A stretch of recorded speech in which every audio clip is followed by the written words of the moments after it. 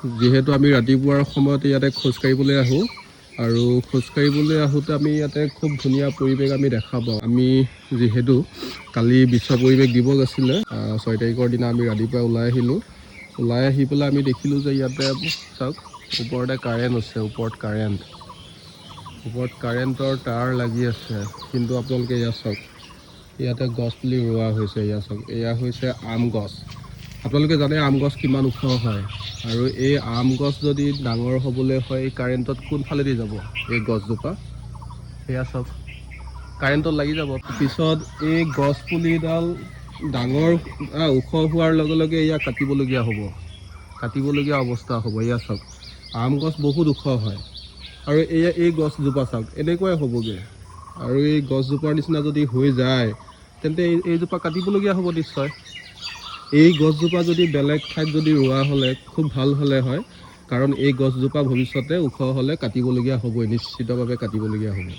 এয়া চাওক, আৰু এইফালেও গছবোৰ ৰুই থৈ দিয়া হৈছে। এয়া চাওক, এয়াও এজোপা আম গছ বিশ্ব পৰিৱেশ দিৱস উপলক্ষে ইয়াতে ৰুই থৈ দিয়া হৈছে। এয়া চাওক, স্থান শংকৰদেৱ শিশু নিকেতন গৌৰীপুৰ আৰু যৌথ উদ্যোগত আছে doctor Pannalal Oswal memorial committee Dhubri Assam আৰু শংকৰদেৱ শিশু নিকেতন।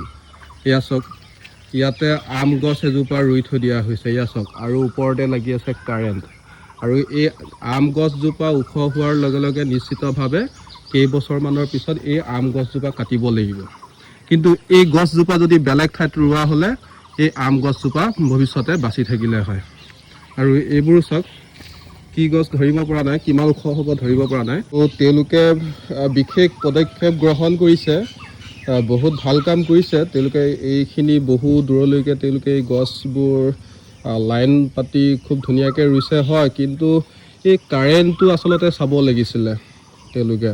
মই আচলতে তেওঁলোকৰ বিৰুদ্ধে মই কথা ক'বলৈ যোৱা নাই, জাষ্ট মই যিখিনি মানে ক'বলগীয়া সেইখিনি মই ক'ব বিচাৰিছোঁ। কাৰণ কাৰেণ্টটো যদি ইয়াতে ওপৰত যদি একেবাৰে চাওক, একদম পোনে পোনে কাৰেণ্টটো ওপৰত আছে, আৰু এই কাৰেণ্টৰ একেবাৰে তলত যদি ওখ গছ যদি ৰোৱা হয় তেনেহ'লে ভৱিষ্যতে কি হ'ব পাৰে আপোনালোকে চিন্তা কৰক।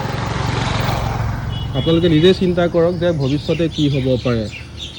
কেইবছৰমানৰ পিছত এই গছবোৰ লাহে লাহে ওখ হ'ব, আৰু ওখ হোৱাৰ লগে লগে যেতিয়া কাৰেণ্টত লাগিব তেতিয়া কি হ'ব? তেতিয়াতো কাটিব লাগিব, সেই গছজোপা কাটি পেলাব লাগিব।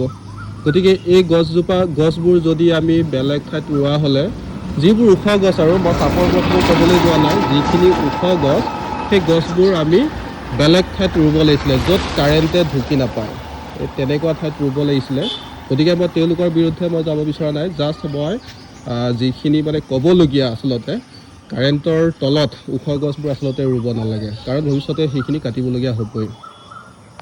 গতিকে গৌৰীপুৰ পৌৰসভা আৰু ধুবুৰী প্ৰশাসনৰ প্ৰতি বিশেষ অনুৰোধ, আমাৰ এই যি সুন্দৰ পদক্ষেপ গ্ৰহণ কৰা হৈছিলে, কিন্তু যিহেতু কাৰেণ্টৰ তলতে গছ পুলিবোৰ ৰুই থৈ দিয়া হৈছে, গতিকে আমাৰ ধুবুৰী প্ৰশাসন আৰু গৌৰীপুৰ পৌৰসভাই যদিহে এই গছ পুলিবোৰ সঠিক জেগাত ৰুই দিয়াৰ ব্যৱস্থা কৰে তেনেহ'লে এয়া খুব সুন্দৰ পদক্ষেপ হ'ব, আৰু গছ পুলিবোৰো ভৱিষ্যতে বাচি থাকিব। ধন্যবাদ। মই আটাইতকৈ বিশ্বাস কৰোঁ গছক, দ্য নেচাৰ আটাইতকৈ পাৱাৰফুল ফ'ৰ্চ, আৰু সেইকাৰণে নেচাৰটো জীয়াই ৰখাটো মই নেচাৰৰ পৰা পাৱাৰ লওঁ, সেইকাৰণে গছৰ লগত কথা পাতোঁ।